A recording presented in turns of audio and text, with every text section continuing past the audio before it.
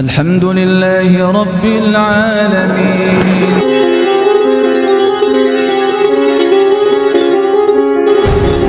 Siapapun kalau orientasinya hanyalah dunia, termasuk hal ini adalah kekuasaan, maka dia akan tega kepada orang terdekatnya sekalipun. Maka Fir'aun tega menyiksa dan menghabisi nyawa istrinya sendiri.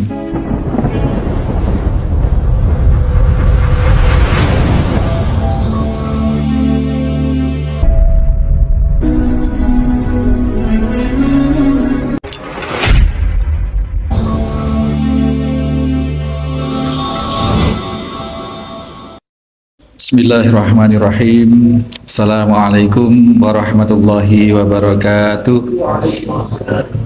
Innal hamdalillah nahmaduhu wa nasta'inuhu wa nastaghfiruh wa na'udzu billahi min sururi anfusina wa min sayyiati a'malina may yahdihillahu fala mudhillalah wa may yudlil fala hadiyalah. Asyhadu an la ilaha illallah wahdahu la syarikalah. Asyhadu anna Muhammadan abduhu wa rasuluhu la nabiyya ba'dah. Allahumma salli wa sallim wa barik ala Muhammadin wa ala alihi wa sahbihi wa mawala. Hadirin hadirat jamaah Masjid Al-Muslimun Curah Jeru Panji Situbondo rahimani wa rahimakumullah. Kesadarannya harus dikembalikan seperti itu ketika kita menghadapi orang sakit, termasuk kalau kita juga sedang sakit. Ya seperti itu penyikapannya. Sebagaimana yang diceritakan oleh Nabi Shallallahu Alaihi Wasallam, adegan seorang pemuda yang diminta menyembuhkan perdana menteri atau teman dekat raja tadi itu.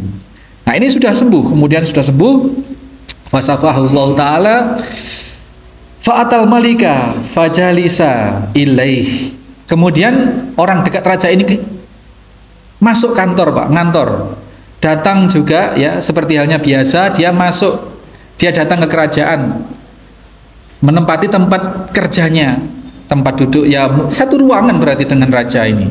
Nah kemudian karena dia datang sudah tidak dalam keadaan buta, maka raja bertanya.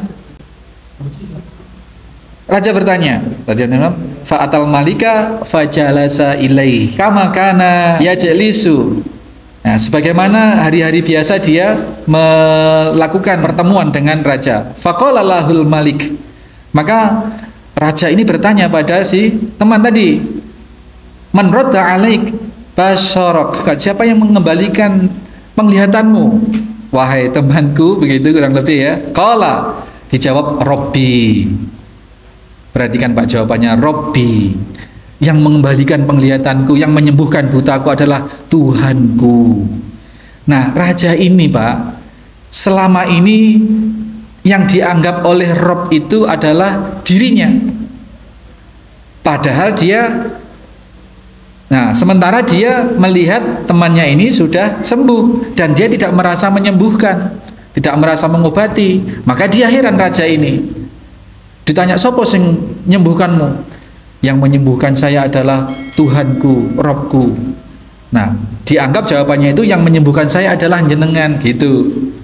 Nah, padahal tidak. Robbi. Qala, kemudian raja ini berkata, walaka Rabbun ghairi. Apakah aku gak menyembuhkanmu? Apakah kamu punya Tuhan selain aku? Curiga Pak langsung Pak. Curiga ini. Berarti orang ini gak beres ini. Berarti apa engkau punya Tuhan selain aku?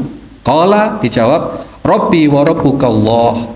Tuhanku dan Tuhan jenengan itu, Tuhanmu itu adalah Allah. Kaget Pak ini Pak. Kemudian fa akhadahu falam yazal yu'adzibuh.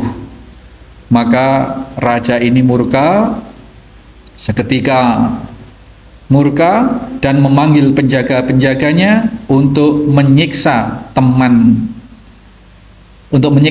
duduknya tadi itu, orang dekatnya tadi itu. Pelajarannya Pak, siapapun kalau orientasinya hanyalah dunia, termasuk hal ini adalah kekuasaan, maka dia akan tega kepada orang terdekatnya sekalipun. Kita ingat Asiyah radhiyallahu anha, Asiyah istri Fir'aun, istri Pak, kurang dekat apa? tapi karena dia mengancam kedudukannya sebagai tahtanya sebagai Tuhan, Fir'aun, maka Fir'aun tega menyiksa dan menghabisi nyawa istrinya sendiri. Ini maka jangan heran Pak, kalau dalam perpolitikan, demi untuk meraih kekuasaan, demi untuk mempertahankan kursi jabatan, dia rela membunuh siapapun. Jangankan orang-orang yang tidak dikenal, jangankan anak buah, jangankan orang-orang jauh, keluarganya saja akan dihabisi, Pak. Ini jahatnya fitnah dunia. Harta, tahta, wanita. 3 hal ini bisa membalikkan hati seseorang, bisa membuat orang lebih jahat dari setan, bisa lebih buas dari binatang buas. Na'udzubillah. Maka tahun-tahun politik seperti ini kita berseliweran berita-berita yang macam-macam. Kita sudah nggak gumun, karena pada dasarnya seperti itulah sifat dasar manusia. Apapun dihalalkan. Jangankan hanya merubah undang-undang, jangankan hanya menabrak etika, jangankan hanya nyawa sekalipun rela mereka menghabisi sesamanya. Ini kalau sudah urusan kekuasaan. Dan ini terjadi, Pak. Di negeri manapun, di negeri Wakanda, di negeri Konoha, di macam-macam terjadi semua itu. Dan kita menyaksikan dengan mata telanjang kita hari-hari kita. Naudzubillah. Mudah-mudahan kita diselamatkan Bapak Ibu sekalian dengan fitnah dunia semacam ini. Karena ini memang sudah karakter manusiawi seperti itu dari lambe sejak zaman sebelum Nabi Muhammad SAW. Rasul sudah menceritakan ini. Bisa Pak? Kurang? 5 menit. Baik. Sampai di sini semakin seru ini kayaknya untuk ceritanya, kisahnya. Sampai di situ disiksalah Pak. Jadi teman tadi itu disiksa suruh ngaku. Sopo yang ngajari kamu? Sopo? Ayo tunjukkan sopo gurumu. Kok kamu sudah beralih keimanannya dari yang tadinya menganggap saya Rob, sekarang kamu punya Tuhan lain selain aku. Disiksa Pak. Nggak ngaku, disiksa, nggak ngaku, disiksa, nggak ngaku. Kemudian sampai karena siksaannya sedemikian berat, hatta dalla alal gulam, sampai dia nggak kuat dengan siksaan itu, dan dia menunjukkan bahwa yang ngajari keimanan itu adalah si pemuda. Ya, pemuda yang hari-hari juga ke kerajaan jadi penasihat spiritual, yang diajari, yang dulu dipilih oleh raja untuk dijadikan penasihatnya, dipilih untuk ajari ilmu sihir itu. Kemudian sang raja ini kaget, faji'a bil gulam, kemudian didatangkanlah si pemuda tadi. Faqala lahul malik, maka setelah didatangkan berkatalah ke raja ini kepada si anak muda, ayya bunayya, wahai anakku. Jadi dialus Pak. Raja sudah paham bahwa anak muda ini sudah nggak beres, ini sudah menyeberang ini, tapi dia masih melakukan pendekatan persuasif. Ayya bunayya, dikatakan wahai anakku, qad balagha min sihrik ma tubri'ul akmahu wal abros wa taf'alu. Wahai anakku, hebat, sekarang ilmu sihirmu sudah mencapai keampuhan yang tinggi, sehingga dengan ilmu sihirmu engkau bisa mengobati orang buta, mengobati orang lepra, kusta, dan penyakit ini dan penyakit itu. Dikatakan seperti itu. Fa akhadahu falam yazal yu'adzibuhu. Kemudian dia bertanya, faqalu inni la asfi ahadan innama yasfillahu ta'ala. Setelah dipuji-puji seperti itu Pak, dia tegas ke raja mengatakan, wahai baginda, sesungguhnya aku tidaklah bisa menyembuhkan sesuatu pun. Sesungguhnya yang menyembuhkan banyak kasus penyakit yang datang ke saya, yang sembuh itu sesungguhnya innama yasfiyallahu ta'ala. Sesungguhnya yang menyembuhkan adalah Allah Subhanahu wa ta'ala. Ngaku Pak, ngaku di sini. Jadi ini satu bentuk fenomena bahwasanya ahlul batil, kebatilan itu akan cenderung merayu, membujuk rayu kepada ahlul hak. raja ini tidak hanya kafir, tetapi sudah dalam taraf yang mengaku Tuhan, jelas-jelas batil.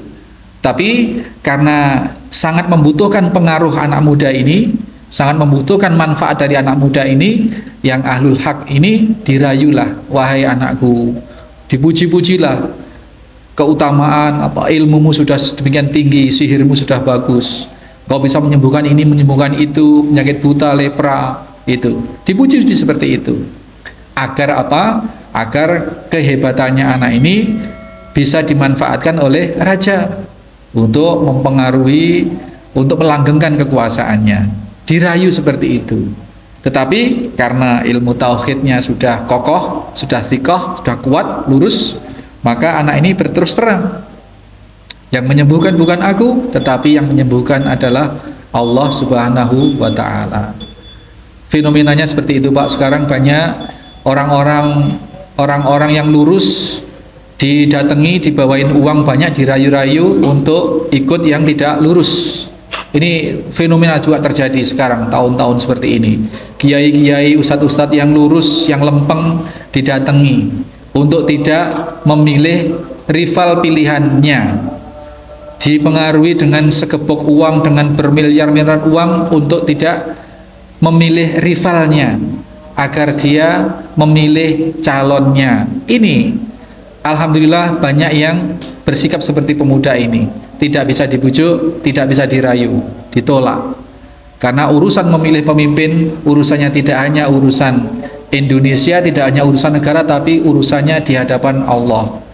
Kalau menentukan memilih pemimpin yang diketahui sudah tidak benar, maka nanti ketika dia menjadi pemimpin atas pilihan kita, maka ketidakbenaran di saat memimpin nanti itu mengalirkan dosa, dosanya juga ikut kepada yang milih. Maka urusan milih-memilih ini tidak hanya urusan demokrasi, tidak ada urusan negara, tetapi urusan kita di hadapan Allah. Maka kita milih yang hisabnya paling ringan di hadapan Allah Subhanahu wa ta'ala nanti. Kita sudah paham mana sesungguhnya yang baik, mana sesungguhnya yang tidak perlu dipilih.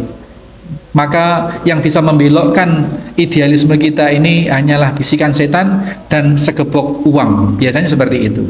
Dan insya Allah kalau kita thiqah, lurus iman kita, kita yakin bahwa pilihan kita akan dipertanggungjawabkan di hadapan Allah, maka kita akan tetap pada pendirian kita memilih karena Allah. Kalah menang urusan nggak urus kita nggak urus siapa yang menang, siapa yang kalah. Yang jadi urusan kita adalah bagaimana pertanggungjawaban kita nanti itu ketika kita nyoblos si A atau si B atau si C di hadapan Allah. Itu saja, Pak. Menang kalah sudah. Oh, itu surveinya rendah, Ustadz, itu surveinya yang tinggi, nggak urus. Itu nanti nggak akan ditanya di akhirat, surveinya rendah kamu kok coblos, enggak. Yang ditanya adalah kenapa engkau memilih pemimpin yang engkau ketahui tidak baik. Hanya itu, Pak. Mudah-mudahan ini cukup memberikan satu wawasan. Saya tidak berusaha mengarahkan ke siapapun, tapi saya membekali tanggung jawab spiritual pribadi masing-masing di hadapan Allah Subhanahu wa ta'ala. Mudah-mudahan bermanfaat. Dari kisah ini masih akan berlanjut, masih banyak pelajaran yang bisa kita ambil nanti di pertemuan-pertemuan yang akan datang. Subhanakallahumma wa bihamdika asyhadu alla ilaha illa anta astaghfiruka wa atubu ilaik. Assalamualaikum warahmatullahi wabarakatuh.